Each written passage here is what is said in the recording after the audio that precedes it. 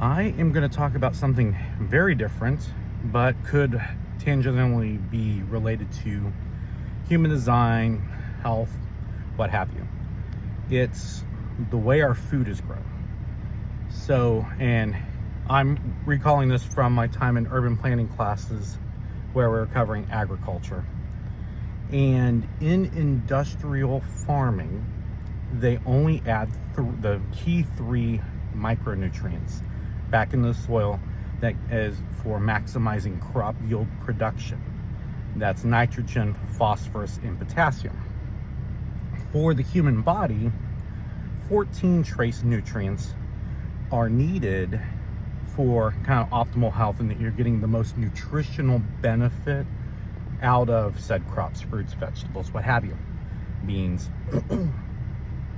And so this all came up because I got in a nice little argument with my mom on this, because I'm currently residing in an ag state, and the food quality that we get here, because most of the grocery stores, you're getting all the stuff from industrial farms. It's hard to find organic or small farm items unless you go out and hunt for them. And the reason I bring this up is dealing with other items that happen. So when you go into even down to brain production, dopamine, serotonin, all the other things that regulate your mental health and even your digestive health, there's two pathways: brain to stomach, stomach to brain. So if you're eating food that doesn't have all these things, and then if you have a reaction to glyphosate, which is the most popular pesticide fertilizer combo, you may be having a reaction or more reactions to those foods. That causes inflammation. That inflammation will obstruct the communication between stomach and brain. And it's really hard to find research on this to find any causalities between the food we're consuming, and not even getting to GMOs or those topics, even though they come into play, because if everything's based to maximize yield for the lowest cost to maximize profit. That's a side note.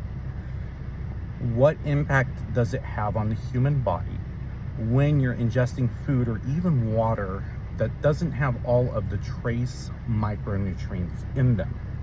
How is that affecting when it comes to the max out of the nervous system and bombardment with ultra high frequency waves? And I'm looking at one right now because of the water tower and the cell infrastructure just down the street from me, and what impact that is having on our nervous systems, our mental health, on top of all of the other externally focused algorithms of social media, the new phenomenon of doom scrolling, which even I'm succumb to that once in a while, and what that is doing to us. And we don't even have to get into the argument of, is organic better than conventional?